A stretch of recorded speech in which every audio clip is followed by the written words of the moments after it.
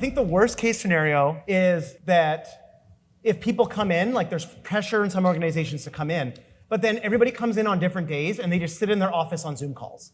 That's the worst case because now they're annoyed because they have to commute in. They're not actually getting a real social connection. They could just do the work from home. I see people like nodding vigorously, right? Because you develop such cynicism about an organization if they force you to do that. It makes no sense. And so I would say be very mindful. So if you're going to have people come in, have them come in on days where they're all coming in together. And a lot of organizations are going to about 2 to 3 days a week, fully in. And then the other days, let them do stuff remotely. In my world, that can be what's called deep work. That can be your writing, your reading, your thinking, responding to emails, if you want to call that deep work.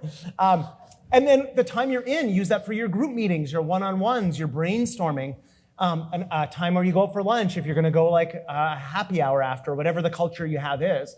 And try to lean into that in-person social connection when you're in and have that coordinated and make it very explicit.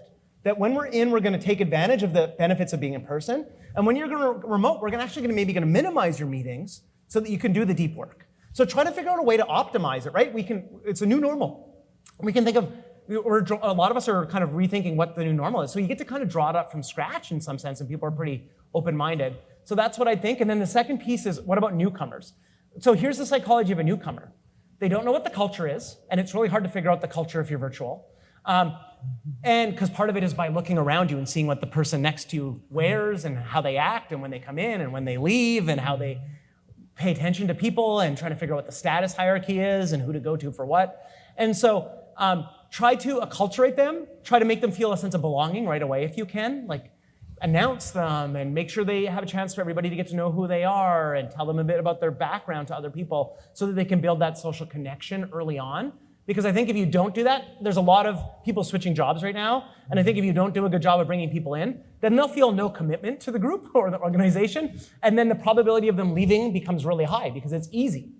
It's actually, here's one of my favorite studies. Economists figured out how much happiness is gained by a raise in salary versus say like having a best friend at work. Having a best friend at work is equivalent of, on average, like a $60,000 a year raise. That's insane, right? But that shows you having a best friend that you see every day is such a psychological value to people's happiness, increases it dramatically.